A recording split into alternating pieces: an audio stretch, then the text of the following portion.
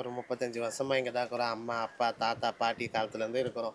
அப்போலாம் ஒரு கொட்டா விடுங்க, அப்பப்போ எரிப்பாங்க, கொல்லுவாங்க, அப்பப்போ சண்டைங்க நடக்கும். இப்போ தான் ஏதோ நல்லா இருக்குதுன்னு சொல்லி நாங்க இருக்கிறோம். ஏதோ பட்டா குடுப்பாங்க, ரோடு வரும், அது வரும், இது வரும்ன்னு சொல்லி இந்த எலெக்ஷன்லயும் சொல்லி ஓட்டுங்கள வாங்கிட்டு போனாங்க. ஆனா எதுவுமே பண்ண பாடு கிடையாது. உடனே எதனா ஒண்ணுனா பாகிஸ்தான் இடம், அந்த இடம், இந்த இடம்னு சொல்லி அது ஒரு புரளி பண்றாங்க. இந்த மாரி பண்ணா இங்க இருக்கிற ஒரு 300 ஜனம் எங்க போவாங்க? 300 குடும்பம் இருக்குது. ஒரு குடும்பம் எல்லாம் எங்க Aadhaar card, voter ID, ration card எல்லாம் வாங்கி வச்சுன்னு அவங்கவங்க நாங்க குடும்பம் நடத்தின்னு இருக்கிறோம். சரி எங்களது திருநங்கை மக்கள்து விடுங்க. இருக்கிற ஃபேமிலிலாம் எங்க போவாங்க?